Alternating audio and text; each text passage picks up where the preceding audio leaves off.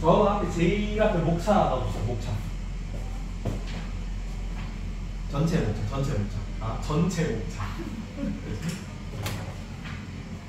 과목 이름이 뭐예요? 과목 이름이. 사회 문화잖아. 사회랑 문화 보는 거예요. 네. 근데 문화는 3단원, 5단원에서 문화 내용 조금 보는 거고, 나머지가 이제 1단원, 2단원, 4단원이 사회 문화 현상의 탐구, 뭐 개인 사회 구조, 사회 계층, 사회 불평등 이런 부분은 사회 내용을 보는 거야. 괜찮지? 근데 그 사회 1단원부터 불평등의 밑줄 적었고, 사회 1단원, 사회 불평등. 사회 네 개로 나눠지거든요. 사회 1단원, 2단원, 3단원, 4단원인데 사회 1단원은 불평등 문제입니다. 사회 불평등 문제를 다뤄요. 이 사회 불평등이 뭐냐면 계층화 문제랑 계층이 확고해진다는 거죠. 이 사회 불평등 문제가 쭉 지속이 되잖아. 그럼 어떻게 되냐면은 사회 계층 구조가 만들어져요. 2단원의 사회 계층 구조를 보고, 그리고 이 계층 구조 사이에 왔다 갔다 하는 걸 뭐라 그래요? 사회 이동이라 그래요. 사회 이동.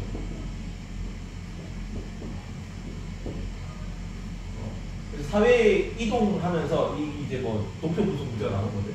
대물림 비율이라든가 뭐 상승한 뭐 자녀 세대가 부모 세대에 비해서 계층이 상승하는 비율은 얼마인가 이런 거 구하는 거. 이 두 개를 같이 보는 거예요. 그래서 그 문제에서.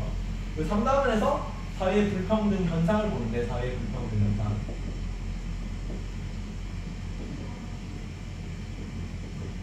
여기서는 세 개가 나옵니다. 사회적 약자 문제랑, 그 다음에 여성 문제, 성 불평등 문제라는 용어가 나와요. 여성들, 빈곤 문제. 사회 3단원에서는 빈곤 문제가 핵심이야. 절대 빈곤, 뭐 상대 빈곤 이러면서 여기도 계산하는 문제가 좀 나옵니다. 여기랑 여기가 4단원의 킬링 파트입니다. 4단원에서는 사회복지제도.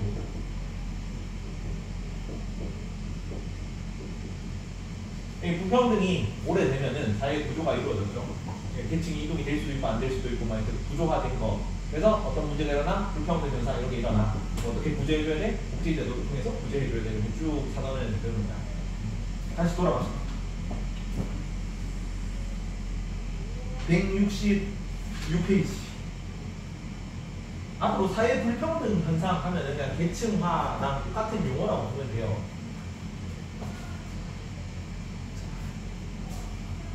다시 돌아와서 사회 불평등 현상에서 이것도 미리 내용을 조금 전체적인 틀만 잡아놓자. 사회 불평등, 이게 사회 1단원의 사회 불평등 문제겠죠. 사회 불평등을 발생 요인에 따라 나눌 수 있어요. 발생 요인에 따라 나눌 때는 개인적 요인과 사회적 요인으로 나눕니다. 사회적 불평등이 왜 발생했어? 네가 잘못해서야, 아니면 사회가 잘못해서야, 이렇게 얘기하는 거지. 그리고 형태에 따라서는 사회 불평등이 발생하는 형태, 경제적 불평등, 정치적 불평등, 사회 문화적 불평등으로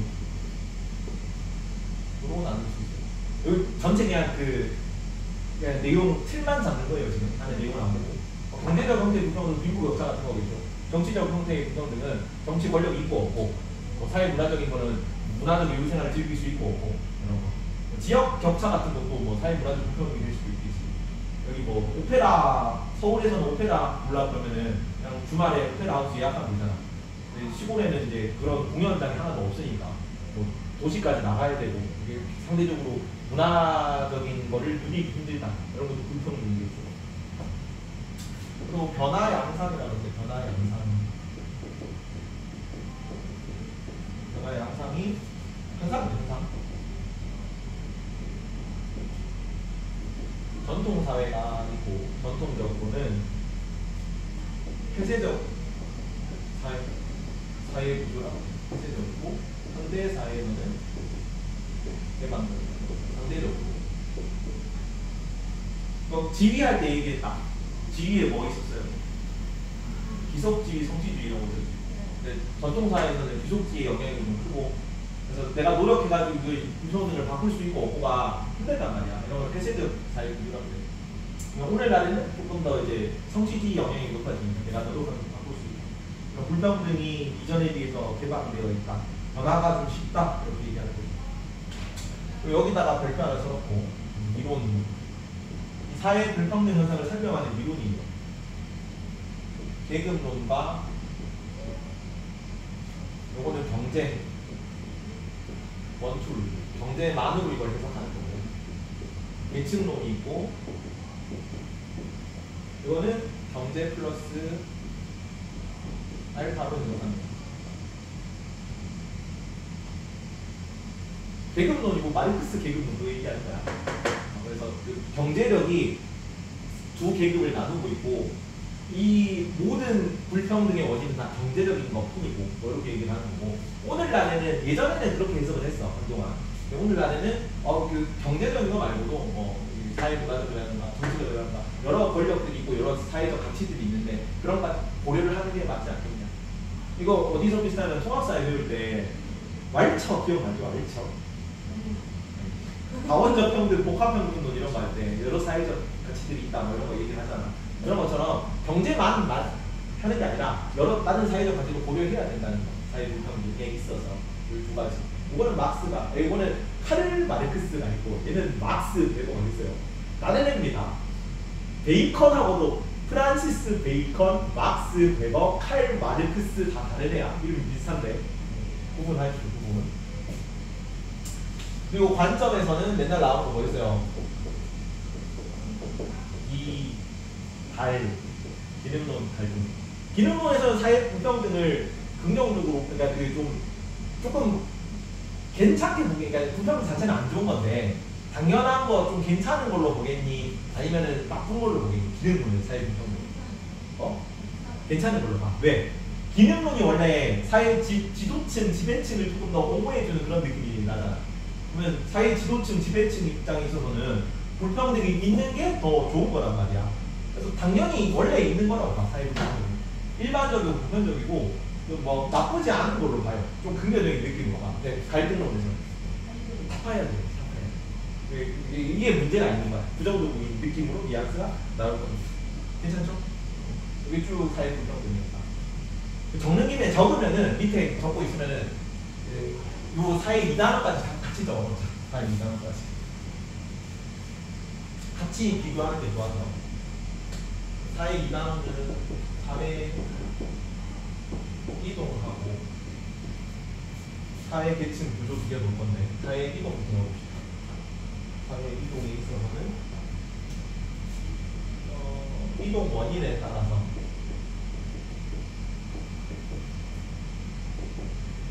개인적 이동과 구조적 이동이 있습니다. 다음 시간에 이거 하자. 이거는 아까 얘기했듯이 개인적 불평등, 사회적 불평등 일어난 것처럼 사회 이동하는 것도 개인이 노력해서 막 움직였다. 이건 개인적 원인인 사회 이동이고, 사회 구조가 바뀌어서 이동했다. 예를 들어서 예전에는 뭐가 사회 지도층이었지? 그지? 영주 세력이, 지주 세력이 사회 지도층이었단 말이야. 시민혁명 거치면서 자부가 세력으로 바뀐 거잖아. 그러면 구조가 바뀌어가지고 사회 계층이 이동하는 거지. 그리고 이동 방향은 수직 이동과 수평 이동이 있어요. 수직 이동은 당연히 위아래로 움직이는 거고, 계층이 바뀌는 거고, 수평 이동은 양옆으로 바뀌는 거고. 그래서 내가 사회 선생님을 하다가 국어 선생님이 돼. 그러면 수평 이동이잖아. 근데 내가 사회과 전임 강사에서 사회과 팀장이 돼. 그러면 수직 이동이잖아. 이 정도 얘기하는 거고. 이동 범위는 세대 내 이동과 세대 간 이동이 있습니다. 세대 내는 내가 움직이는 거야. 내가 딱 사회생활을 처음 시작할 때는 말단 사원이었는데 좀 시간이 지나가지고 내가 이제 퇴직할 때는 사장 직책에서 퇴직을 해. 그러면 이건 세대 내 이동이지. 내 세대 내에서 이루어진 겁니다. 그 세대 간 이동은 우리 아버지는 그냥 중간 관리직이었는데 내가 사회생활을 딱 시작했을 때 말단 관리에서 아버지 중간 관리직을 뛰어넘어서 내가 퇴직할 때 사장이 됐다. 그런 세대 간 둘 다 비교해야 돼요. 그리고 이동 범위. 이거는 사회 이동이고 증가. 사회 계층. 내가 이렇게 막 이렇게 얘는 이거 쭉 나오고 쭉 나오고 하는 게 여기 내용이 복잡하거든요. 이게 나중에 다 짬뽕이 돼. 그래서 한 번에 딱 이렇게 틀만 정리해 놓는 거야. 계층 이동 가능성에 따라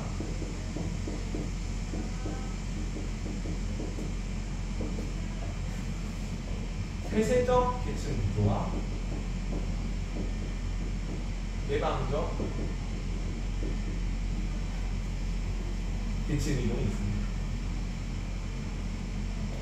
그리고 계층 구성 비율에 따라 피라미드형이 있고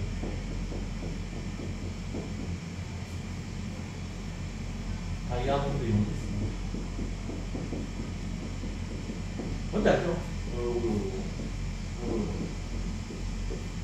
어느 데가 안정적인 거예요? 다이아몬드가 안정적인 거예요. 뭐가 많은 거야? 중간계층이 많은 거예요. 중층이 많으면은 안정적인 사회 구조들. 그러면은 다이아몬드형이 개방적 사회 구조고 피라미드형이 폐쇄적 사회 구조인 건 맞아요? 아니지. 피라미드형인데 이렇게 하층 사회가 많은데 사회 급변기야 막 혁명이 일어나. 그래가지고 막 혼란기라 가지고 막 계층이 좀 활발하게 일어날 수도 있잖아. 요거랑 별개예요. 이동 가능성은. 여기서도 일어날 수도 있고 여기서도 일어날 수 있습니다. 근데 이렇게 나와 시험 문제. 여기 피라미드형에서는 폐쇄적 그 계층 이동이 낮은 편이다. 폐쇄적이다. 그다음에 이 사회는 다이아몬드 사회에서는 계층 이동이 개방적인 편이다. 이렇게 나오더라고. 틀림 성지야. 그리고 정보화, 세계화가 도래하면서 사원형과 모래시계형,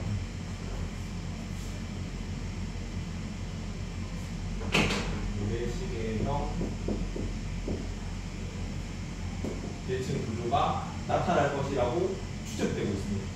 사원형은 뭐냐면 이렇게 돼가지고 정보화 세계화는 그 미래 사회의 자산 가치가 뭘로 생산 요소가 정보인 시대예요.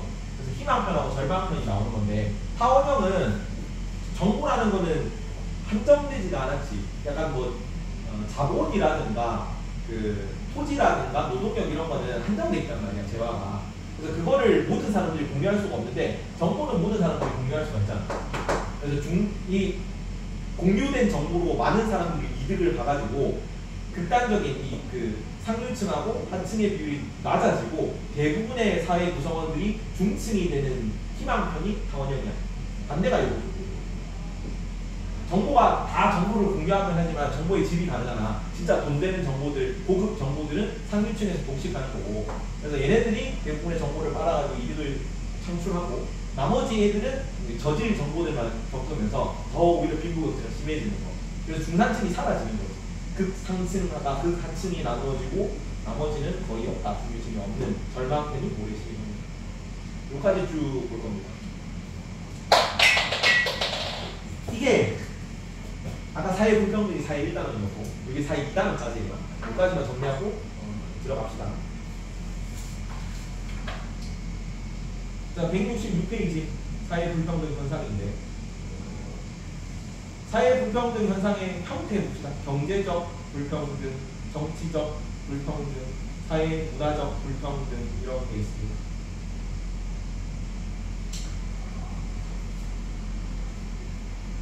이렇게 그 사회적 가치들이 다양하기 때문에 나중에 계층론 같은 게 나오는 거예요. 근데 지금도 경제적 불평등이 제일 요소가 크죠. 정치적이나 사회 문화적이나 돈 따라 많이 움직이고 하니까. 그러니까 경제 불평등부터 내용 소득이나 재산 차이고 소득 수준이 높은 사람, 낮은 사람을 나누는 거고 그리고 밑에 정치적 불평등은 권력 소유 행사 차이. 그래서 권력을 가진 집단, 이 정치 권력뿐만 아니라 사회 그 주류 가치를 포함하는 개념이야. 그 지역으로 따지면 서울이 주류 가치를 가지고 있는 거죠. 정치 권력을 가지고 있는 거고. 실제 정치권에도 그런 그 서울 사람이 많으니까 인구가 많으니까 서울 사람들이 위한 정책 같은 게 좀 더 많이 반영이 되고 그런 걸 얘기하는 거예요. 사회 문화적 불평등 같은 경우는 명예, 교육 수준, 지식 소유 때문에 사회 문화적 그 생활 환경 같은 거를 누릴 수 있고 없고의 차이예요. 정보 격차 이런 거, 정보를 얻을 수 있고 없고 이런 것도 사회 문화적 불평등에 들어가죠. 자, 사회 불평등을 바라보는 관점 두 개가 있는데 오른쪽 167쪽에 기능론적 관점과 발전론적 관점이 제일 자주 나옵니다. 제일 요거만 나오네. 아까 내가 얘기했던 거 EBS 거거든. 아까 그 제가 요약한 거는.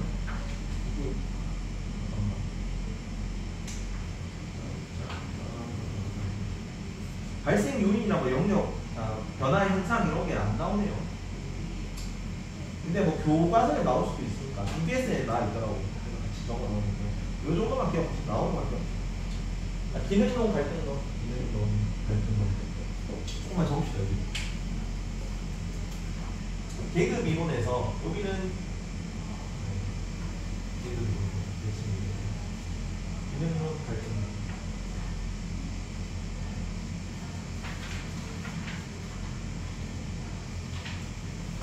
위에 넣자. 기능론과 발전론인데. 자, 직업의 귀천. 직업 귀천은 기능론에는 있을까 없을까? 기능론에는 직업의 귀천이 있을 겁니다. 왜? 기능론에서는 지배층이 이 사회가 이루어지는 게 다 제각기 역할을 하는 거였죠. 그래서 낮은 기능이 있고 높은 기능이 있는 거야. 당연히 이 기능론에서는 그 얘기했잖아. 더 중요한 기능이 있고 덜 중요한 기능이 있다고. 직업의 귀천이 있는 거고 여기는 직업 귀천이 없는 거야.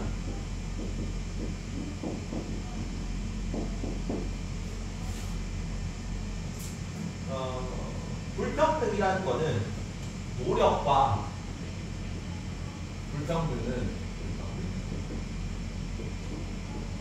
노력과 능력에 따라 이소고 가치를 차등 분배하는 걸 말해요.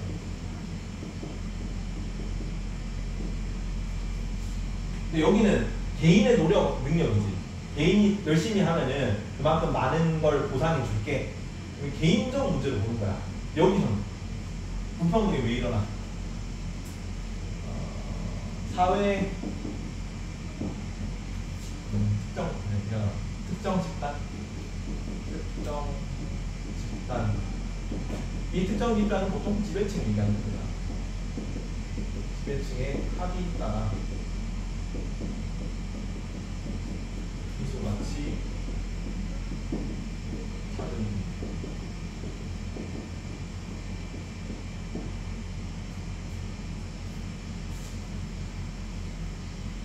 괜찮죠? 여기는 개인들에게 균등한 기회가 부여되는데 니들이 노력을 안 해가지고 못 올라가는 이상들이라고. 여기는 이속지위에 따라 불균등한 기회가 부여될 거예요. 그러니까 사회 구조가 문제라는 거야. 이거는 개인이 문제라는 거다. 노력을 안 해서 그런 거야. 균등한 기회가 주어지는데 너네가 노력을 안 하니까 불평등이 나타나는 거죠. 그리고 불평등은 성취 동기를 강화해 줄 거야. 성취 동기를 강화. 필수 불가결하고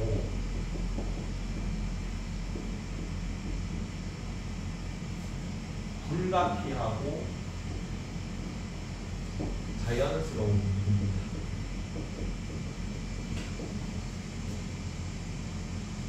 결론은 뭐냐면 불평등은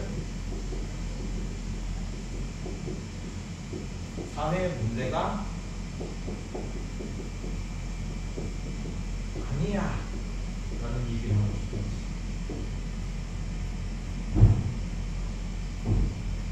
근데 여기서는 반대로 여기는 성취 불평등 하면은 위로 올라가고 싶으니까 더 열심히 노력할 거고 그렇기 때문에 사회 발전에 필수 불가피하고 피할 수 없고 자연스러운 현상인데 여기는 성취 동기를 방해하는 게 아니라 상대적 박탈감을 유발하고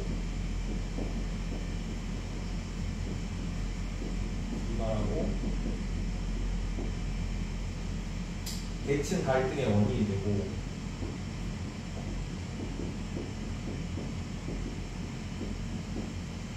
필수 불가결하고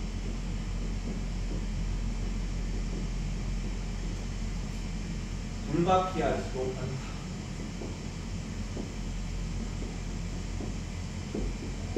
불가피 뜻이 뭐예요? 피할 수 없다. 반드시 일어나는 게 불가피해요. 같은 말이죠. 필수 불가결이나 불가피나. 근데 필수 불가피하지 않다는 건 피할 수 있다는 얘기죠. 뭐하면 사회 개혁을 하면 불평등 없는 사회를 만들 수 있잖아요. 그래서 불평등은 자연스러운 게 아니기 때문에 사회의 문제이기 때문에 사회의 문제다. 그래서 뭐하자? 바꾸자까지.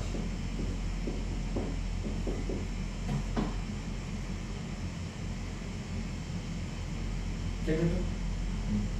그리고 요거는 다 차이점이고 공통점만 적어놔. 공통점이 자주 헷갈립니다.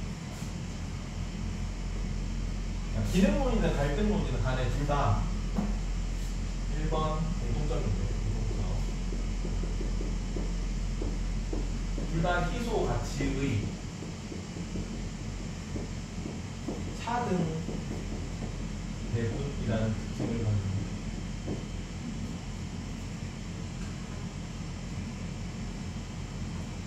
희소 가치라는 거는 가치가 한정돼 있다는 거죠. 뭐 자본이든 뭐 문화적 요소든 경제적 가치든 뭐 정치 권력이든 한정돼 있단 말이야. 희소하다는 거는 공급보다 수요가 많다는 거니까 걔네들을 한정된 거를 누구한테 나눠주고 누구한테는 안 나눠주고 이게 기능론이든 갈등이든 불평등의 원인이라고 보는 거예요.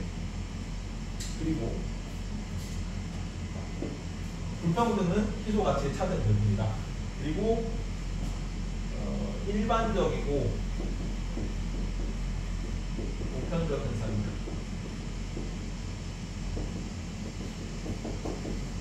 이 일반적이나 보편적이라는 말이 정상적이라는 말은 아닙니다.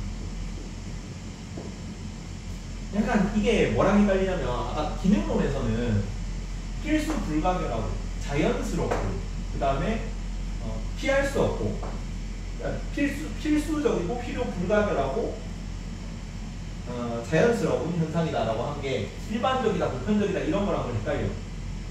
여기서는 필수적이지 않고 필요 불가결하지도 않고 자연스럽지도 않다 그랬잖아. 근데 일반적이고 보편적이라고 보는 거야. 뭔 얘기냐면 많이 일어나는 건 당연하다고. 둘 다 기능론이나 갈등론에서 둘 다 공통적으로 불평등이라는 게 모든 사회에서 다 공통적으로 자주 일어나기는 해. 맞지? 근데 이거는 반드시 일어난다니까.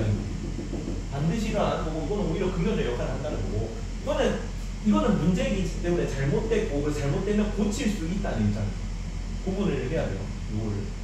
이게 비슷하다는 뉘앙스가 일반적이다, 보편적이다, 필수 불가결하다, 그 자연스럽다, 막 이런 거랑 좀 비슷한 뉘앙스로 나오니까 구분을 해서 골라야 돼요.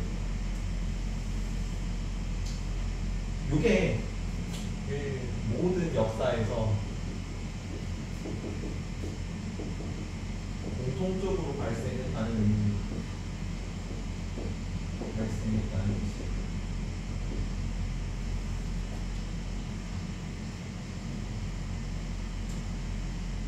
요거는 둘 다 할 수 있는 얘기. 정상적이라는 표현은 기능론에서만 할 수 있는 거야. 사회불평등이 정상적인. 필수, 불가결, 불가피. 요런 내용 한번 보자. 기능론 갈등론 167쪽에 사회불평등 갈등론적 현상은 보편적 불가피한 현상, 불가피의 기준. 보편적인 건 둘 다 공통점입니다. 밑에 같이 보자. 사회의 갈등론적 관점에서는 불가피한 현상은 아닌 데 있죠. 불가피한 현상은 아닌 데 있죠.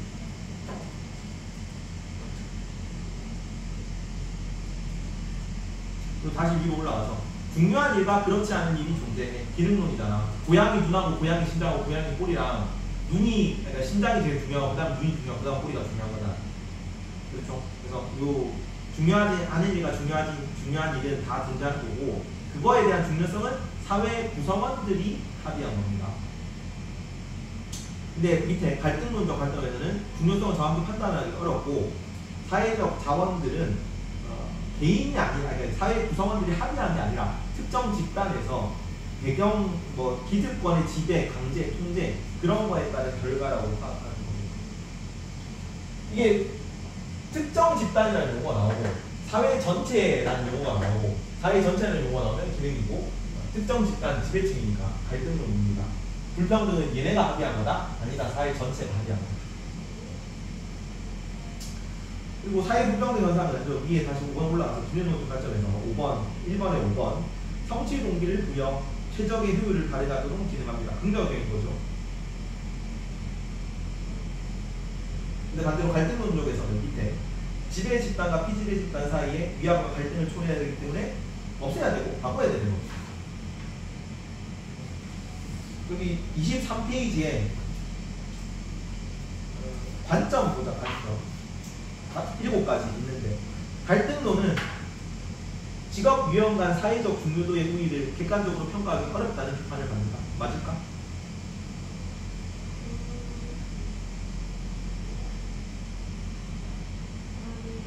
아니야. 왜 아닐까? 기능론에 대한 비판이 돼, 그렇지? 사회적 중요도의 우위를, 그러니까 직업 유형 간 사회적 중요도의 우위가 있다는 주장에 대한 비판이잖아. 우열이 있어야 되잖아. 우열이 있으려면 기능론적 입장이 돼야지. 기능론은 비판을 받는 건지 알겠습니까? 비판을 받는다니까 얘가 사회적 기능에 우위가 있다는 거를 얘기를 해야 되잖아. 그러면 기능론적 입장이 나와야 된다. 갈등론이 비판할 수 있겠지. 근데 비판을 받는다니까 객관적으로 평가하기 어렵다는 비판을 받는다. 1번은 그래서 X고요. 2번, 기능론에서는 훈련과 교육을 시키기 위한 유인체계 하나로 직업과 직책에 대한 불평등 보상 제도가 필요하다고 본다. 맞을까?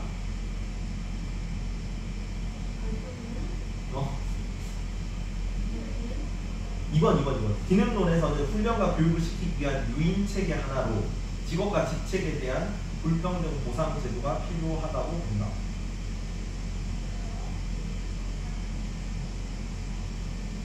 맞아요.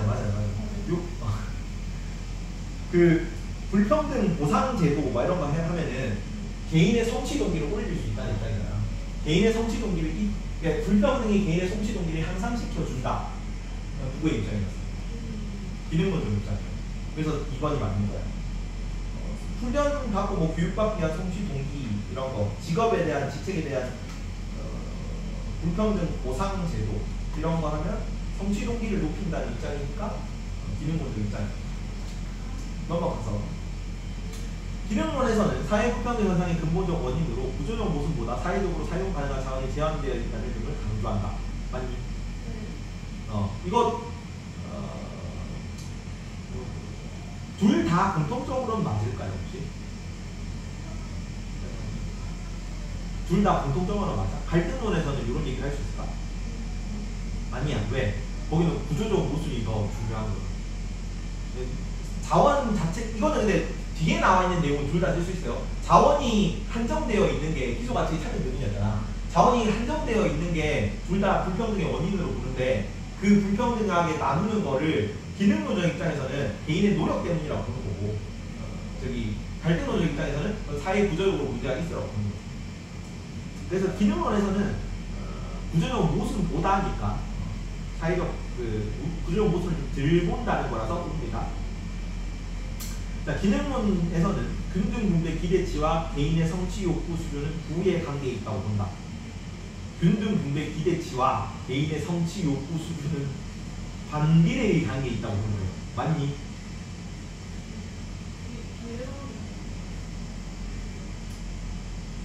반비례, 이게 바꿔서 봐. 균등 분배 기대치를 이렇게 해보자. 조금 더 어려우니까 같은 말로 바꿔보자. 차등 분배 기대치와 개인의 성취 욕구 수준은 정의 관계에 있다고 생각을 바꿔. 균등 분배 기대치가 부의 관계에 있는 거잖아. 그러면 차등 분배 기대치와 개인의 성취 욕구 수준은 정비례한다. 정비를 하지. 왜? 차등 분배가 있을수록 불평등이 있을수록 개인의 성취 욕구가 높아진다고 했잖아. 여기서는. 이해가니? 얘는 불평등이 긍정적인 거야. 여기는 오히려 그 계층 간의 갈등만 박탈감만 주장하고 갈등만 일으키는 요소라고 봤는데 여기서는 불평등이 좋은 거잖아. 성취 동기를 높여주는 거잖아. 그럼 여기 바꿔서 본 걸로 보면 자, 차등 분배 기대치가 높을수록 성취 욕구 수준이 높아지겠지.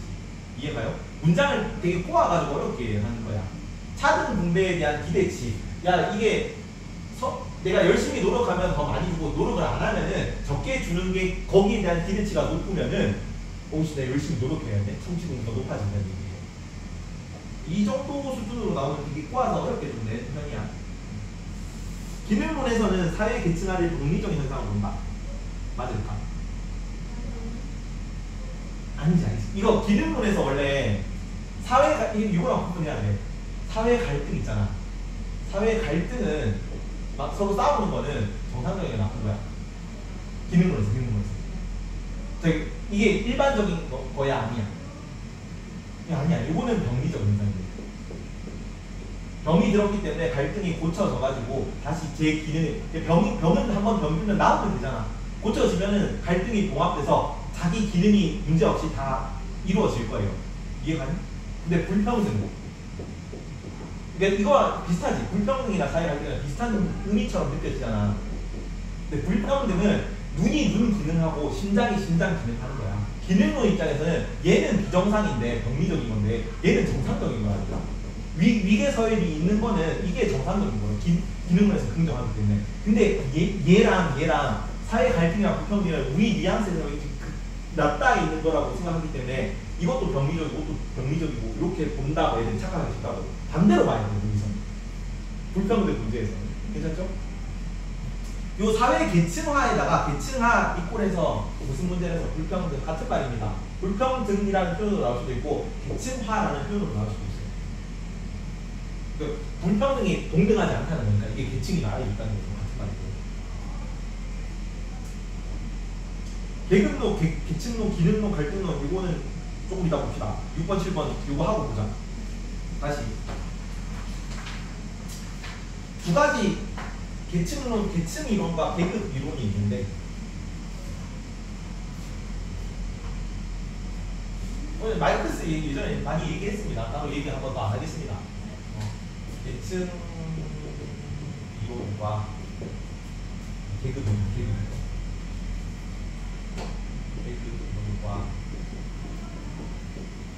계층 이론인데 계급 이론은 뭐만 이 불평등의 기준이 되는 거라고? 경제만. 그래서 얘는 1차원적으로 보이라고. 1차원적으로. 뭐만? 원리, 경제만. 계층 이론은 4차원적 구분이라고 해요. 경제랑 뭐도 플러스 알파인데 요 플러스 알파가 문화라든가 정치라든가 사회라든가 경제력의 척도는 자본인데 문화에 대한 자본 같은 경우는 뭐 명예라든가 뭐 미신이라든가 정치는 권력이라든가 이런 게 다 들어갈 수 있는 거야. 그리고 이분법적이고 여기는 불연속적이라고 해요. 여기는 연속적이고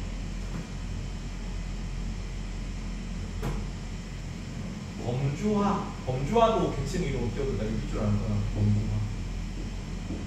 다음에 서열화. 연속적.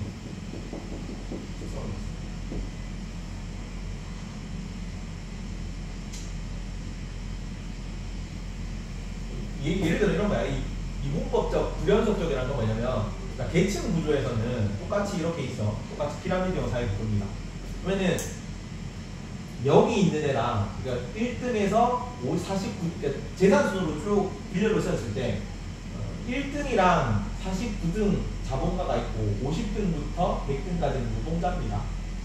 51로 한다. 51. 그럼 50등이랑 51등은 크게 차이가 나겠니? 자산순으로 나눴을 때. 근데 마르크스 사회에서는 얘는 50등까지 자본가로 하기로 했으면 얘랑은 완전 다르네요. 여기는 범주와 서유라 돼 있잖아. 비슷한 애들끼리 묶는 거야. 여기는 중층, 상층, 하층으로 나눈 거는 계층이고 뿐이야. 여기서는 그냥 자본가 아니면은 그 노동자입니다. 딱 둘로 나눠져 있기 때문에. 그래서 불연속적이죠. 여기는 요기. 마르크스 이론에 따르면 여기는 지금 얘네들은 비슷해 보이잖아. 자산순으로 따지면. 근데 시간이 지나면 지날수록 얘는 점점 이 생산 요소를 얘네만 독점하고 있기 때문에 생산 요소를 가지고 있는 게 자본가거든요. 공장이랑 그 노동자들을 고용할 자본을 가지고 있는 자본가이기 때문에 얘네는 시간이 지나면 지날수록 노동자들이 돈 열심히 노동해주는 걸로 돈을 많이 벌어서 점점 1로 갈 거고, 얘는 계속 열심히, 지금은 돈이 좀 있지만 계속 노동하다 보면은 자본가들은 착취당해가지고 이 둘 사이가 점점 벌어지는 거죠. 이해가니? 이게 그래서 이분법적 불연속적이라고 하는 거고, 여기는 서열화 연속, 그러니까 1등부터 100등까지 다 비슷비슷하다고 보는 거야. 그래서 묶으면은, 다 비슷비슷한 거 아니고 50등이랑 51등은 거의 차이가 없다고 보는 거야. 따로 이렇게 멀어지지 않는다고. 그래서 여기서 비슷한 범주끼리 이렇게 묶을 수가 있다고. 상층, 중층, 하층을 묶을 수 있다고. 그래서 일렬로 쭉 줄을 세우는 것들은 서열화라는 표현을 쓰고, 얘네들이 1등, 2등, 3등 쭉 이어져 있죠. 이렇게 딱 줄로 안 나눠져 있죠. 그래서 연속적이라는 표현을 쓸 수 있다. 그리고 정치, 사회적 요소는 어디에 정속될 거냐면 경제에 종속되고,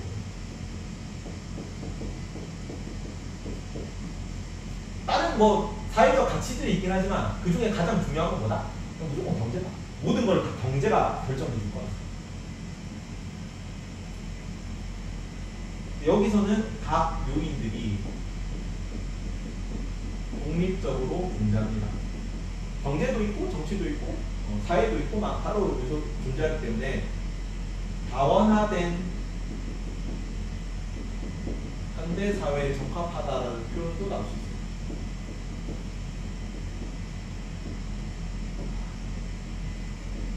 이전에는 뭐 경제 하나로 다 퉁쳐도 돈 많은 사람들이 권력 많은 사람들이고, 돈 많은 사람들이 사회적 명망도 있고 유명 인사고 그랬잖아. 오늘날도 약간 겹치는 부분이 있긴 하지만 모든 대학교 교수님은 사회적 명예가 높죠. 근데 대학 교수님이 돈이 꼭 많지 않잖아. 그렇죠? 공부 많이 한 사람들. 그리고 뭐 권력 있는 사람들이 권력 있다 그래서 돈이 좀 월급을 따박따박 받지는 하지만 청백리 되게 청년 결백한 공무원이 있을 수 있는 거잖아. 고위급 장관. 국방부 장관이 딱 이렇게 국방부 장관하고 퇴임을 했는데 약간 이제 뭐 옛날에 이희 선생님 그랬더라고요. 재상하고 나서 영의정하고 나서 딱 내려왔는데 제사 지낼 돈이 없대요. 그런 느낌으로. 아예 영향을 좀 미치는 요소가 있을 수도 있지만 안 미칠 수도 있는 거죠. 그렇기 때문에 구분해서 봐야 된다. 여기서는 계층 이동이 쉬울까 상대적으로 어려울까? 계층 이동은 어렵습니다. 여기서는 계층 이동이 상대적으로 쉬운 편이죠.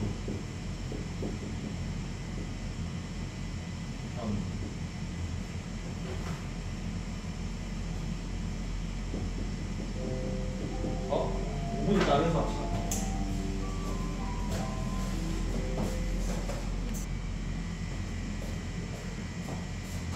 여기는 계층 이동이 계급 이론은 둘로 나눠져 있잖아. 생산 수단을 소유해야 되거든. 자본가들은 자본을 가지고 있고 노동자들은 자본을 안 가지고 있기 때문에 여기는 쉽게 위로 올라가기 힘들어요.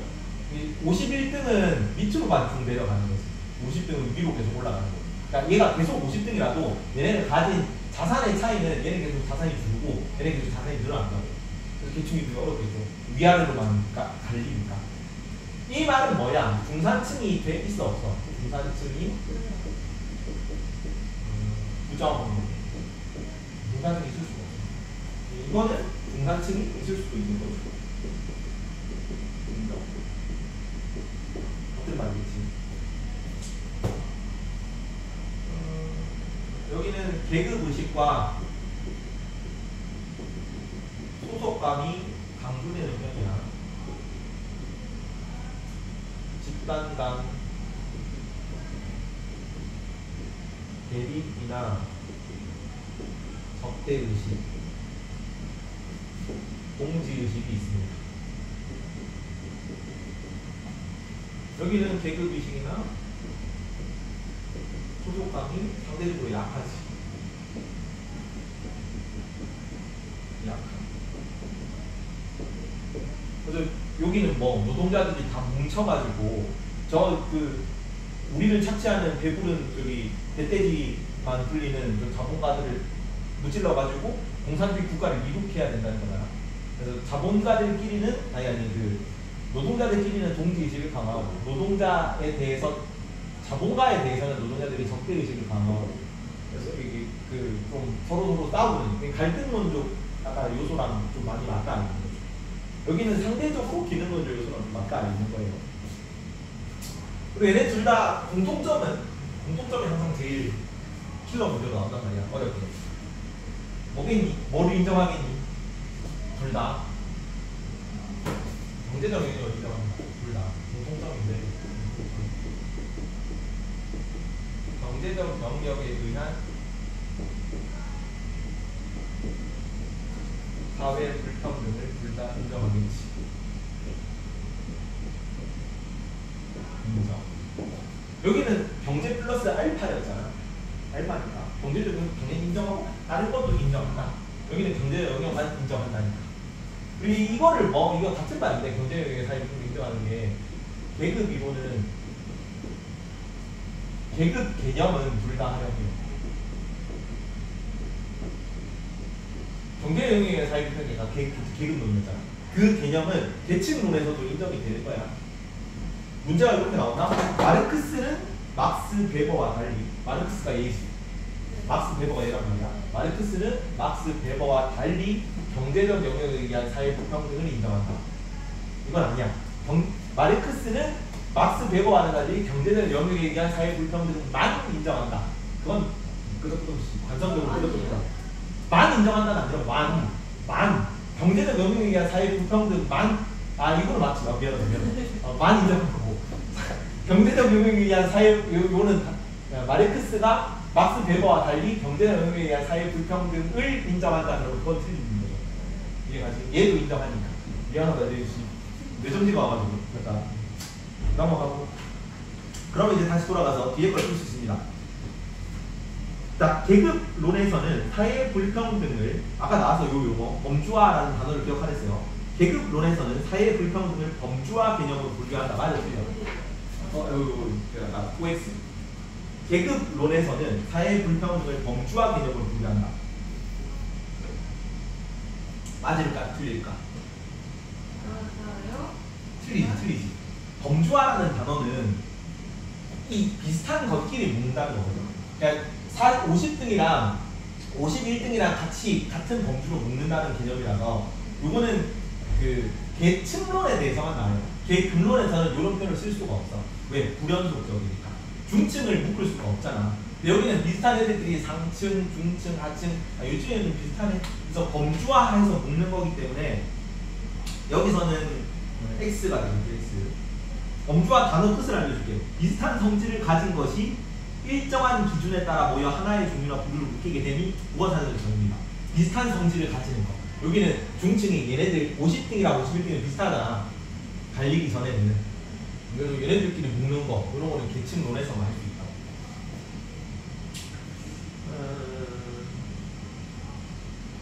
근데 여기서는 왜 이렇게 범주화가 안 되냐면, 얘네들은 아예 다른 존재들이야. 계급론 같은 경우는 50등하고 51등이 얘는 자본가고 얘는 노동자란 말이야. 아예 다른 개념이기 때문에 묶을 수가 없어. 범주할 수 없는 거야. 근데 여기서는 자, 쭉 일렬로 줄 세우면은 얘네들이랑 좀 비슷하고 얘네들이랑 좀 비슷하고 얘네들이 좀 비슷한 느낌이 되겠지. 그지? 여기는 가까이 있어도 아예 다르기 때문에 범주를 묶을 수가 없는데 여기는 50등하고 51등이 가까이 있으면 비슷한 개념이란 말이야. 비슷한 개념이기 때문에 같이 묶을 수 있다. 그걸 범주화할 수 있다라고 보는 거예요. 그래서 계층론만 범주화라는 단어다. 그래서 1번에 X입니다.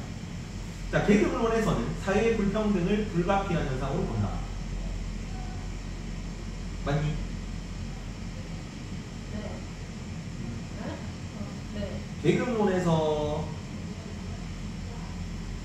이거는 갈등론적 입장에서 아까 다시 갈등론에서는 사회 불평등을 뭘로 봤어? 불가피한 현상으로 봤습니다. 갈등론. 마르크스가 약간 그 계급론이 갈등론 기반이잖아요. 갈등론에서 사회 불평등은 불가피해. 잠시만요.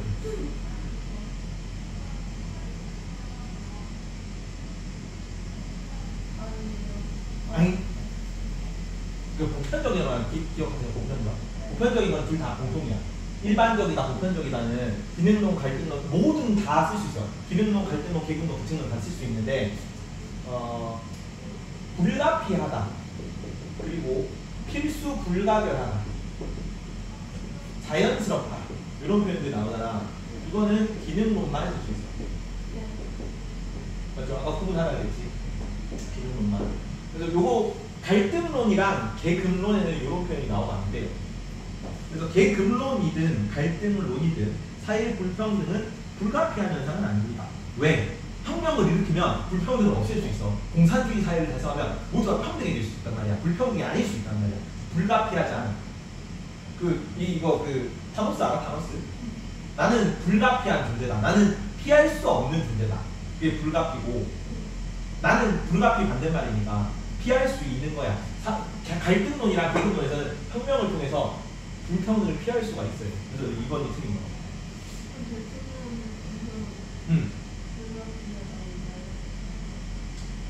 계층론에서는 불가피하다고 볼 수 있죠. 계층론에서는 기능론 기반이니까.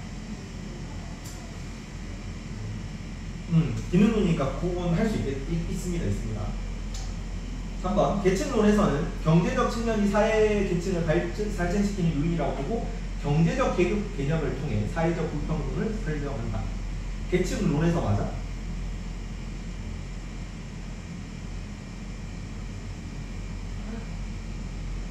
네. 맞지? 여기 낚이면 안 된다. 이렇게도 이거는 공통점이에요. 공통점. 계층론, 계급론 둘 다 경제적 보호한다 그랬잖아. 그래서 4번도 맞는 거야. 3번도 맞는 거야. 일단 좀 뒤에 넘어가가지고 이거는 계급론, 계층론, 기능론, 갈등론 공통인데 6번 봅시다. 밑에 있는 거 6번. 계층론, 계급론, 기능론, 갈등론에서 모두 사회 불평등을 보편적인 현상으로 봅니까? 보편적. 네. 맞아. 보편적인 거는 모든 사회에서 다 일어난다는 거야. 불평등은 모든 역사상 모든 시대 모든 사회에서 다 불평등이 있긴 있었어요. 자, 계층론, 계급론, 기능론, 갈등론에서는 모두 사회계층화 현상의 원인을 희소 가치의 차등 분배에서 찾습니까? 맞아. 맞습니다. 아까 희소 가치의 차등 분배는 다 또 공통점이랬지. 기능론, 갈등론 공통점이었잖아. 뭐가 차이 안 돼? 이 희소 가치의 차등 분배가 이루어지는 게 여기서 개인의 노력 때문에 희소 가치가 분배된다는 거고, 기능론에서는. 갈등론에서는 사회 구조의 지배층의 합의 때문에 이 사회의 희소 가치가 분배된다는 거잖아. 그래서 희소 가치 분배 자체는 다 공통점으로 나와요. 이런 식으로 시험 문제가 나옵니다. 헷갈리죠? 넘어간다. 자, 이제 본격적으로 어려운 파트 나옵니다. 사회 계층 구조. 요거 자체는 개념 자체는 안 어려워. 표분석이 어렵습니다. 표분석. 그냥 개념만 일단 보자. 근데 표분석을 하려면 개념을 알아야 되니까. 사회 계층 이동인데. 넘어가서. 잠깐만. 169쪽에 지위 불일치 그거만 밑줄 거나 지위 불일치. 지위 불일치가 뭐냐면 경제적 영역을 가진 사람이 문화적 영역에서 지위가 낮을 수도 있고 문화적 영역에서 높은 지위의 사람이 정치적 영역에서 지위가 낮을 수도 있고 이런 게 지위 불일치야. 이전에는 지위 불일치 같은 게 많이 없었거든. 정치 권력을 가진 사람이 돈 많이 가지고 있고 돈 많이 가진 사람이 문화적으로도 좀 우위에 있는 거야. 우리는 문화인이고 너네는 야만인이고 뭐 이런 거. 근데 오늘날에는 뭐 돈 많이 가진 사람도 정치 권력은 얻을 수 있고 없을 수 있고 이러잖아. 그래서 지위 불일치는 기능론일까요? 아니, 계층론일까요? 계급론일까요? 지위 불일치를 인정하는, 그러니까 지위 불일치 현상을 설명하기에 적합한 건 기능론이, 계층론이니까 계급론이니까. 계층론이 지위 불일치 현상을 설명하는 게 더 긍정적인, 그러니까 더 용이합니다. 이런 개념만 알면 되고, 용어를 몰라서 틀리는 거죠. 넘어가서 문제를 몇 개만 풀어보면 7번이랑 172쪽에 7번 13번 18번만 풀어요. 7번, 13번, 18번 172쪽.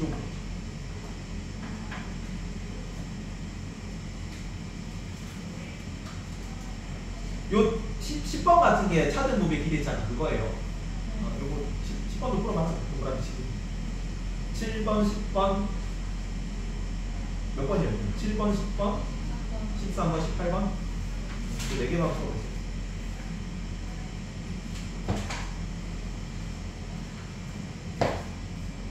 짠.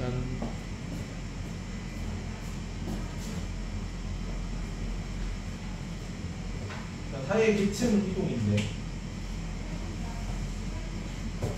계층 구조부터 보시면 사회 불평등이 사회 계층화였죠. 불평등이 이루어진다는 게 계층이 나눠진다는 거야. 상층, 중층, 하층으로. 그게 오래 지속이 되잖아. 그러니까 구조라는 단어가 어렸어요. 틀이래, 틀. 그래서 이 계층이 오래 지속돼서 이게 좀 형태를 지닌 틀처럼 만들어진 걸 계층 구조라고 해요. 이게 다이아몬드형 아까 피라미드 이런 거 나오는 거. 이 계층 구조를 드러나는데 이동 가능성에 따라 폐쇄적 계층 구조와 개방적 계층 구조가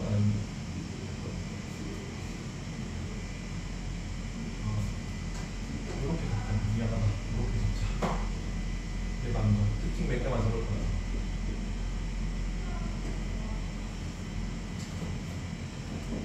수직 이동은 위아래로 움직이는 거고, 수평 이동은 양옆으로 움직이는 거 말이에요.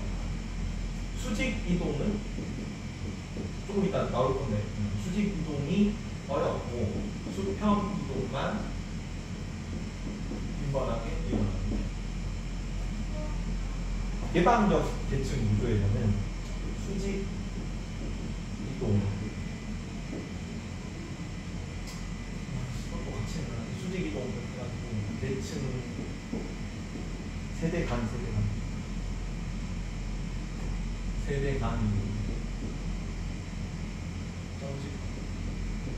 수직 이동은 내가 그냥 위아래로 움직이는 거고, 세대 간 이동은 내 아들내미가 위아래로 움직이는 거잖아.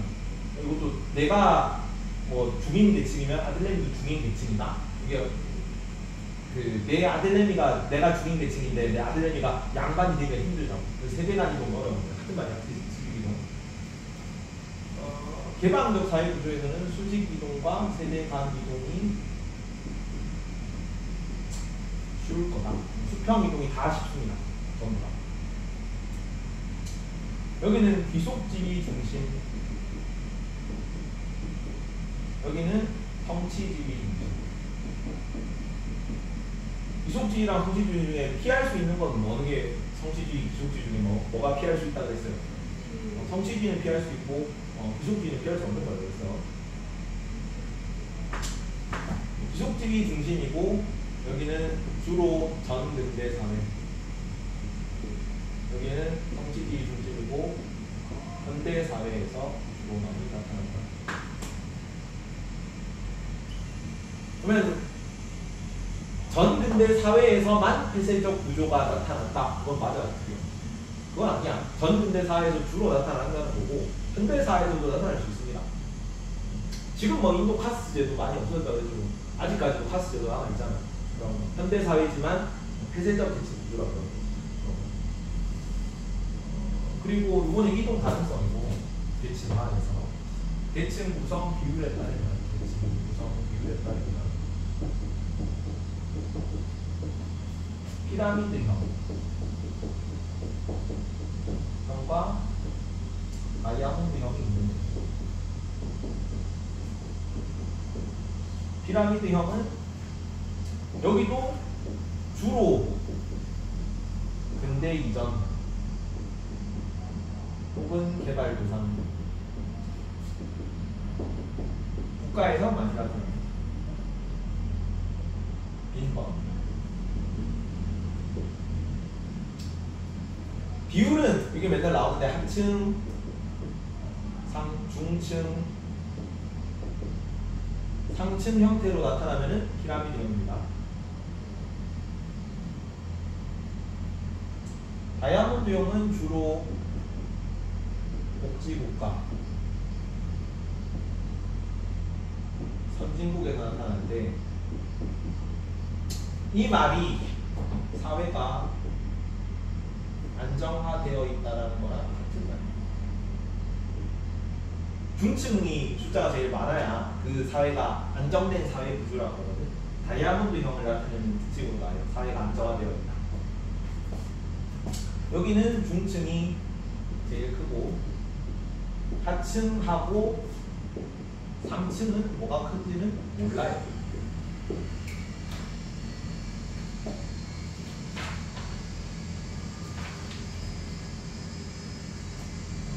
그리고 이것도 중층이 과반을 넘어야 된다는 말은 아닙니다. 이거 기억해라. 중층이 과반이 안 되더라도 하층이랑 상층보다 많기만 하면 돼. 안정성이 높고 뭐 사회통합 유리하다 이런 거 나오고 여기까지 하고 모래시계랑 썼죠? 정보와 세계화에 따라 아까 뭘로 나눴다? 정보와 세계화에 따라 정보와 세계화에 따라서는 모래시계 타원형과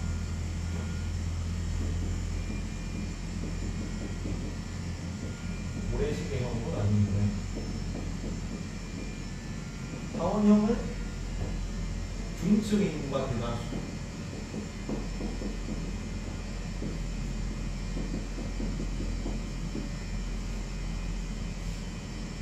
이 말이 사회가 구조가 가장 안정화되어 있다는 같은 말입니다. 중층 인구가 대다수입니다. 중층 인구가 많을수록 안정화되어 있는 거예요. 그리고 정보와 사회의 낙관적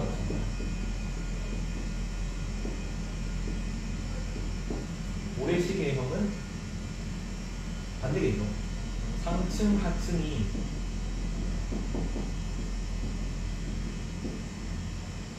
중층의 비율보다 좋습니다.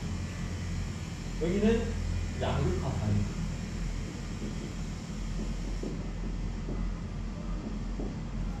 사회 구조가 근데 몰빵돼 있잖아. 양극화가 가장 심하고 중산층이 없다는 말은 사회 구조가 가장 불안정하다는 말입니다.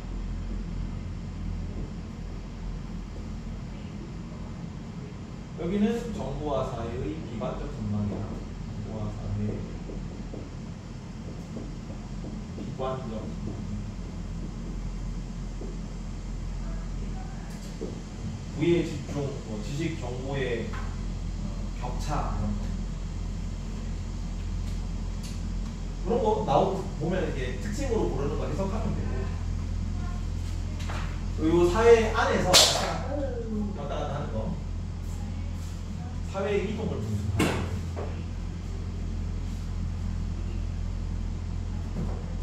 사회 이동.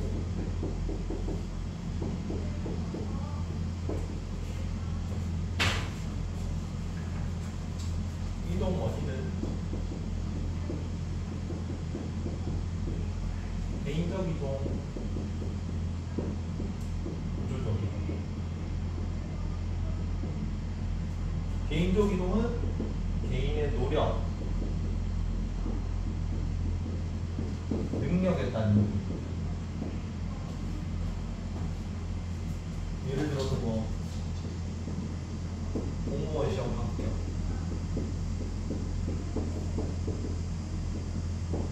그러면 이전에는 공무원이 아니고 그냥 취준생이었는데 이제 공무원이 된 거지.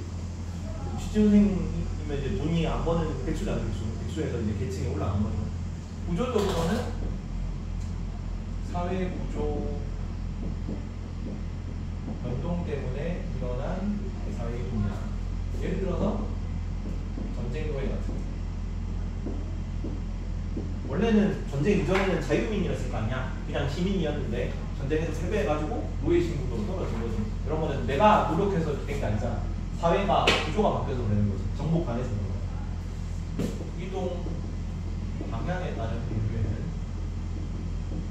수평 이동이 있고 수직 이동이 있는데,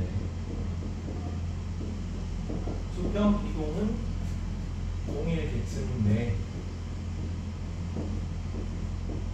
지위 변화를 뜻하고, 여기는 다른 계층 상승하고 하강까지 포함하는 겁니다. 이게 수직이잖아, 수직.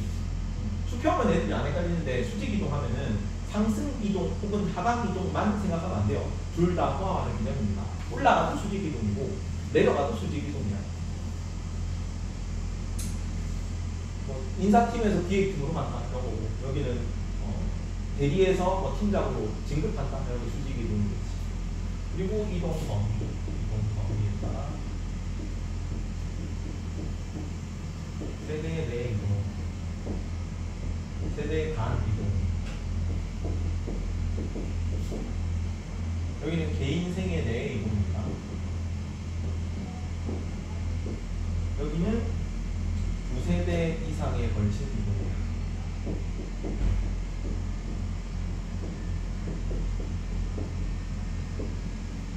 요 세 가지 개념 알아야 된다. 요거랑 관련돼가지고 이렇게 그렇고, 동착지기라는 개념과 출발지기라는 개념과 그 다음에 진입지기라는 개념과 동착지기라는 개념을 알겠습니다. 출발지기는 내가 아버지로부터 물려받은 지위야. 태어났을 때 내 지위인데 요 순서대로 가거든. 아버지가 하층이야. 그럼 내 출발지위는 하층입니다. 이해가죠? 진입지위는 내가 사회생활을 시작할 때의 지위를 말해.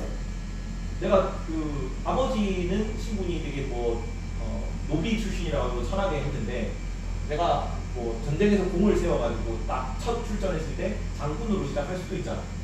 그러면 진입지위.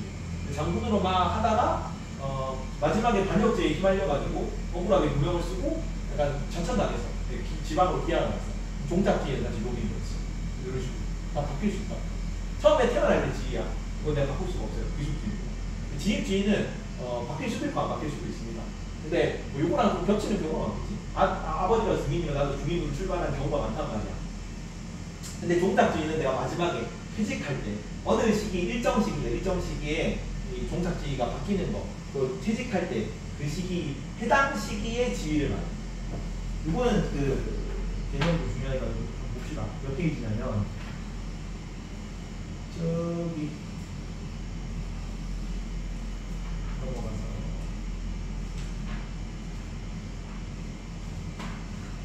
용어가 처음엔 조금 안 붙거든. 두 문자 나도 여기 출진종 이렇게 하나. 출진종을 외워주세요. 181쪽에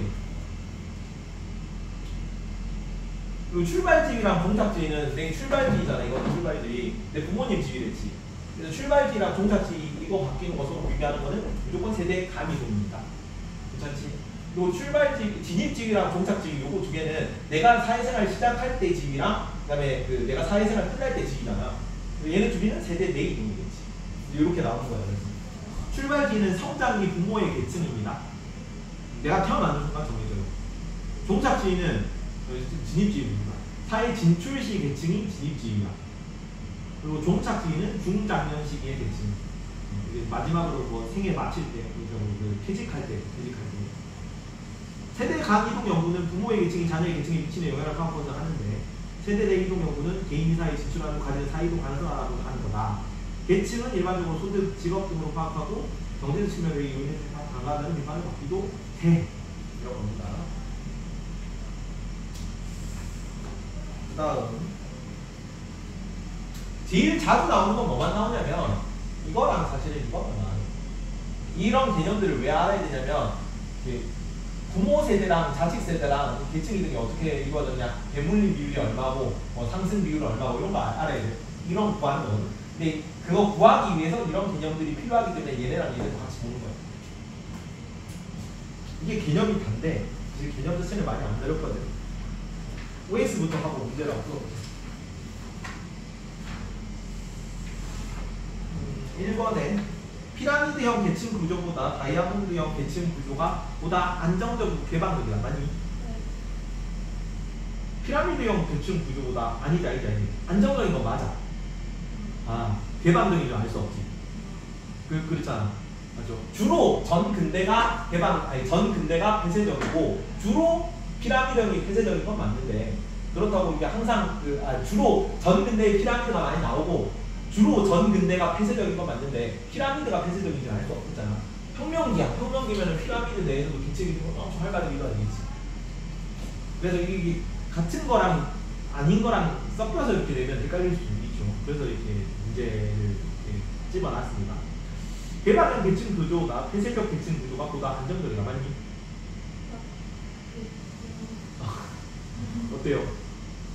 개방형 계층 구조보다 폐쇄적 계층 구조가 안정적이야? 안정적이라는 건 어디에 쓴다고? 다이아몬드형에 쓰는 게 안정적이라는 표현이에요. 중산층이 많아야 안정적이잖아. 그래서 타원형이 가장 안정적이라는 썼잖아. 근데 개방적인 거랑 폐쇄적인 거는 중산층 비율이 많은지 적은지 알 수가 없다고. 사회이동이 활발하게 일어나야 개방적인 거야. 맞죠? 그래서 알 수 없습니다. X입니다. 2번도. 이런 식으로 나오면 생각하다가 헷갈려서 틀린다. 이런 거는. 피라미드형 계층 구조가 다이아몬드형 계층 구조보다 하층 인구수가 더 많다. 맞아? 네. 아니지. 왜요? 비율이야. 비율. 인구수. 인구수니까. 이런 식으로 또 낚시가 나와. 이거 맞지. 이거 맞는데 비율이 더 많은 거 맞거든. 근데 피라미드형이 뭐 2래요. 그러면 여기 중층 인구수가 여기 중층 인구수보다 전체 넓이가 더 클 수 있단 말이야. 맞죠? 그래서 틀린 거고. 어떤 사회의 계층 구조가 피라미드형이라면 그 사회는 신분 사회가 맞니? 이건 아니야. 피라미드 신분 사회는 이게 전 근대 사회가 신분 사회입니다. 이게 신분 사회라는 거는 폐쇄적이라는 뜻이에요. 그 통일신라의 민정문서 있죠.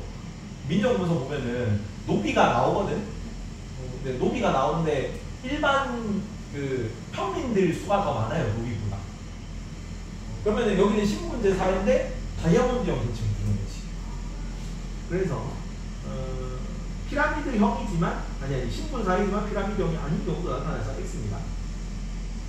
자, 5번 신분 사회는 폐쇄적 계층 구조이며 대개 피라미드형 계층 구조를 보인다. 맞을까?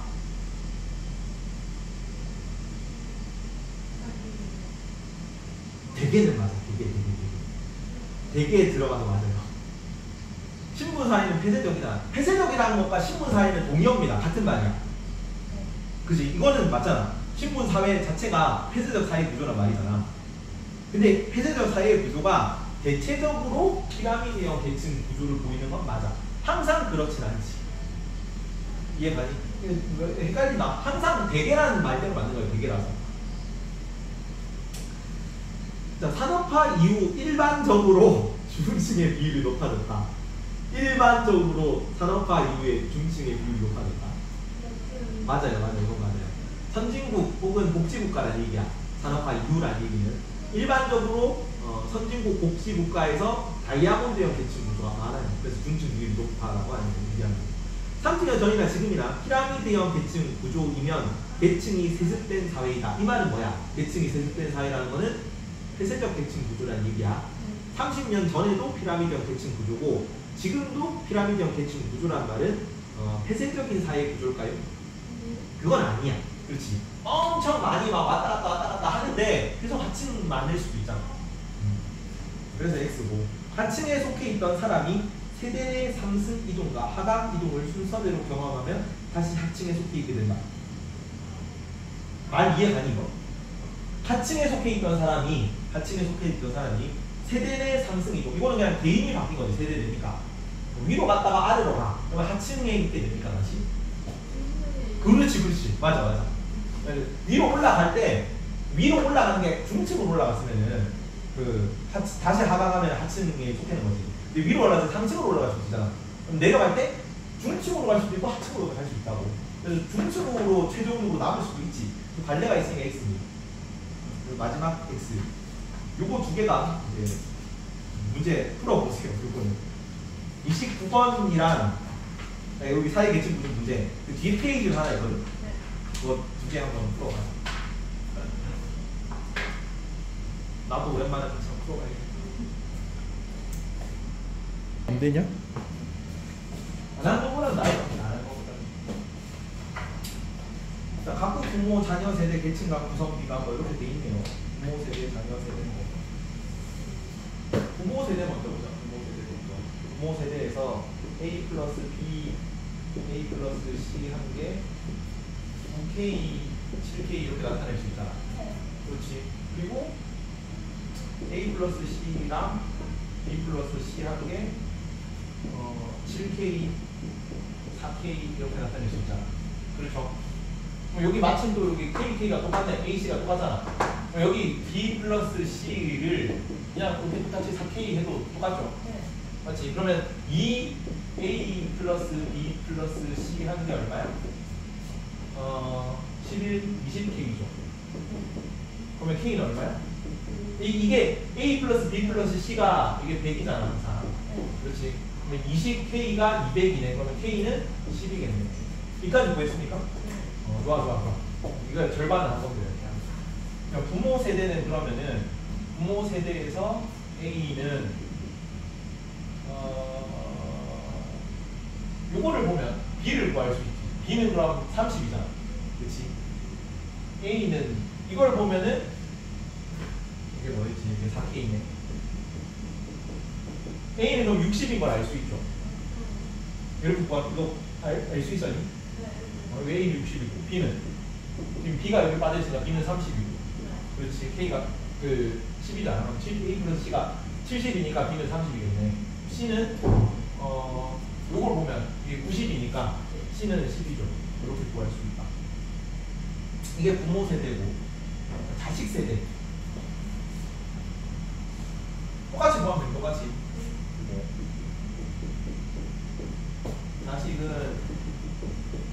자식 구했으면 얘기해 주세요. 굳이 뭐 쓸. 안 구했어요. 안 구했으니까 같이 구해보죠. 자식 세대. 자식 세대인데 자녀 세대는 A 플러스 B가 A 플러스 C가 2분의 3입니다. 그렇죠? 그리고 B 플러스 C가 A 플러스 C가 3분의 2입니다. 그럼 마침 또 A 플러스 C가 똑같네. 그러면 이거 똑같이 이렇게 해가지고 B 플러스 C는 3이잖아. 여기 K 이렇게 나타낼 수 있잖아요. 그렇지. 그럼 4 더하면 얼마야? 여기도 2 A 플러스 B 플러스 C가 얼마인데? 8K인데 이게 얼마야? 200이잖아. 근데 A 플러스 B 플러스 C가 항상 100이니까 100%니까. 근데 K는 얼마냐면 K는 25입니다. 그렇지. 2 나누면은 100이고 이거 또 4로 나누면 25니까. 그럼 K가 25라면은 K가 25일 때 자녀 세대에서 A는 얼마냐면 자 A 플러스 B 플러스 C가 3K잖아. 3K. 근데 K가 25였지. 그럼 B 플러스 C가 75잖아. 그럼 A는 25가 되는 거고. A 플러스 B를 구하려면 A 플러스 C에서 이게 100에서 빼면 되는데 A 플러스 C가 50이잖아. K가 25니까. B는 50이 될 거고. C는 똑같이 하면 25가 나오겠죠. 그렇지. 그래서 그래프를 이런 식으로 표를 그리는 거예요. 표를 부모, 상, 중, 하를 하고 자녀도 상, 중, 하를 구하는데 이거 A, B, C가 그대로 상중하면 아니잖아. 구해야 돼 이걸 보고. 자 보면은 조건이 또 나와 있는 게 부모 세대와 자녀 세대의 기층 구조는 각각 피라미드형과 다이아몬드 중 하나로 돼 있지. 보면 뭐가 피라미드, 뭐가 다이아야? 자녀가 다이아고 부모가 피라미드잖아. 그럼 A는 하층이겠네. 하층. 부모에서 A가 하층이고 중층이 자녀가 B가 제일 많잖아. 그럼 B가 중층이고 그리고 나머지가 C가 상층이고 이렇게 되겠네. 상은 C고 중은 B고 이렇게 그릴 수가 있습니다. 그러면 자녀니까 A, B, C가 25, C가 25, B가 50, A가 25 이렇게 나오는 거고 부모는 상중하가 부모는 60, 30 미안하다 C니까 맞다 그런 데서 틀리면 안 돼요. 자주 나도 헷갈리는데 10, 30, 60 이렇게 하면은 일단은 전체 그 상중하는 그렸어요. 대물림 비율 제외하고. 그렇지. 자 그럼 여기서 나아가 자녀 세대 계층 대비 부모와 자녀의 계층 일치 비율이잖아. 어디가 기준이야? 뭐에서 몇 퍼센트를 해야 돼? 부모 여기서 몇 퍼센트를 해야 될까? 여기서 곱하기 몇 퍼센트 해야 될까? 아니지 자녀 세대 계층 대비니까 자녀가 기준이잖아. 여기서 곱하기 뭐뭐를 하는 거예요. 자 계층 대물림 비율이네. 그럼 A가 25 곱하기 80%네. 100분의 80 하면 얼마야? 4분의 1이 되는 거네. 그럼 얘가 20%가 돼가지고 20. 잠깐만. 상중하. 여기가 20이겠네. 그리고 중층은 자녀 중층은 여기는 B가 20%네. 뭐 50 곱하기 100분의 20 해야겠지. 얼마야 중층이? 10이 되겠지. 2분의 1이니까 10이 되겠네요. 중층은 10이 되는 거고. 그리고 여기는 25명에서 40%를 곱해야겠네. 100분의 45 하니까 얼마지? 100분의 40 하니까 얼마지? 24 곱하면 여기도 10이겠네. 여기까지 구할 수 있겠니? 여기까지 구했니? 이렇게 구할 수 있는 건 알겠죠? 여기까지 딱 하고 25요. 이 상황에서 이것만 나오면은 사실 이렇게 안 나면 못 풀거든요. 그래서 뭘 나와야 되냐면 이런 식으로 줘. 아니면 뭔가 하나를 따로 뭐 하층에 뭐 부모 상층의 자녀 하층은 뭐다 뭐 이런 식으로 구체적으로 뭔가 하나 줘야 돼요. 여기 뭘로 준 거야 사실? 상이 10인데 여기가 10이네. 그러면 자녀 부모가 상층인 것 중에 자녀가 중층과 하층은 없다 이렇게 나와요. 그래서 이걸 다 그릴 수 있는 겁니다. 40 맞지? 50이니까 10이면 여기면 40이잖아. 여기는 20인데 여기는 5니까 여기는 5 맞지? 여기는 30인데 10이니까 여기는 15 여기는 40, 60, 20이니까 여기고 검산도 딱 일치를 하네. 이거를 그릴 수 있으면 문제를 다 풀 수 있어요. 뒤에 똑같니? 똑같죠? 똑같이 나오면 돼. 똑같이 나오면 다 맞춥니다. 시간 2분 남았는데 2분 동안 보자. 미표를 분석하기 위해 학생이 풀이한 과정이야. 상층, 중층, 하층은 각각 C, B, A에 해당한다. 상층, 중층, 하층이 각각 C, B, A네. 그래서 맞고요. 자, 가를 통해 부모와 자녀 세대의 계층별 인구 비율을 알 수 있다. 지금 요거 채우는 거는 나와가지고 한 거예요. 곱하기 한 게 나와가지고 한 거잖아. 부모, 자식 간에 상중하 한 거는 요거 상중하에 대해 구한 거는 밑에 있는 자료 있잖아. 그 자녀 세대 뭐 피라미드 다이아몬드형 이 자료랑 요 내용이랑 그 다음에 가만 가지고 푼 거야. 맞죠? 그래서 2번도 맞아요. 가를 통해서 부모와 자녀 세대의 이거랑 이거는 알 수 있어. 요 안에 내용을 못 지어서 그렇지. 3번 가를 통해 부모 세대가 피라미드형 자녀 세대가 다이아몬드형을 알 수 있다. 맞죠? 요까지 구한 거잖아. 나를 활용하여 계층별 자녀 세대와 부모 세대의 계층 불일치 정도를 알 수 있다. 이거 채울 수 있다는 얘기예요. 나 통해서 요거 구하니까 이거 같아가지고 요거 하니까 다 채운 거잖아. 그러면 계층 불일치 비율은 뭐? 일치 비율이 요거고 불일치 비율이 요거 더한 거죠. 불일치 비율 알 수 있네. 그래서 4번도 맞아요.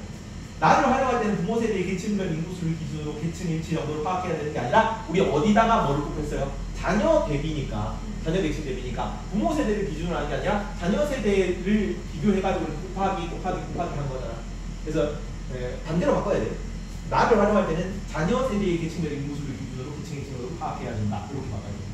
이건 당연한 거죠. 사실 어떻게 보면 나와 있잖아. 자녀 세대 계층 일치.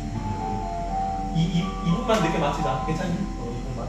위표에 대한 분석으로 오는 거. 세대 간 하강 이동은 상층 부모를 둔 자녀에게 나타나지 않는다. 자, 세대 간 하강 이동인데 상층 부모를 준 아이의 이렇게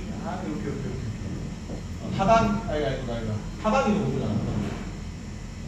이게 상승 이동이고 그렇죠? 이게 하강 이동인데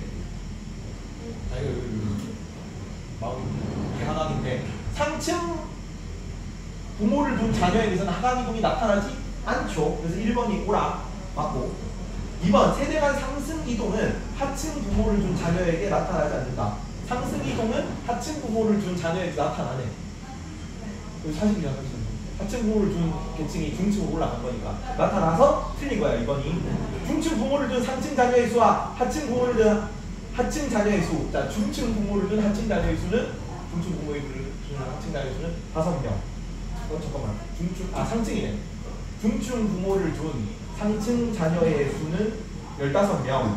그 다음에 하층 부모를 둔 하층 자녀의 수는 20명. 15명, 20명에서 틀린 거네. 3번 틀렸고. 상층 자녀 중 계층 대비분리한 자녀의 수. 상층 자녀 중 계층 대비분리한 자녀의 수는 10명. 계층 이동한 자녀의 수는 나머지 15명. 상층 자녀 중. 그렇지. 상층 자녀 중에 계층 대분리한 건 10명이고 계층 이동한 건 중층만 있지만 15명이니까 일치하지 않죠. 그러니까 더 많다 그랬네. 더 적죠. 얘는 10명이면 15명이니까 더 적다고 바꿔야 되고 하층 부모를 둔 중층 자녀의 수의 비율 하층 부모를 둔 중층 자녀의 수의 비율은 40%네. 40명이고 중층 부모를 둔 중층 자녀의 비율 중층 부모를 둔 중층 자녀의 비율은 10명이네. 그러면은 4배가 돼야 되네. 3배가 아니라 4배이라고 바꿔야 돼요. 괜찮니? 이렇게 구해서 1번 빼고 다 틀렸으니까 1번이 정답이다. 이 정도 풀 수 있으면 이거 2개 다 풀 수 있으면은 웬만한 도표 분석 문제 다 맞춥니다. 이까지만.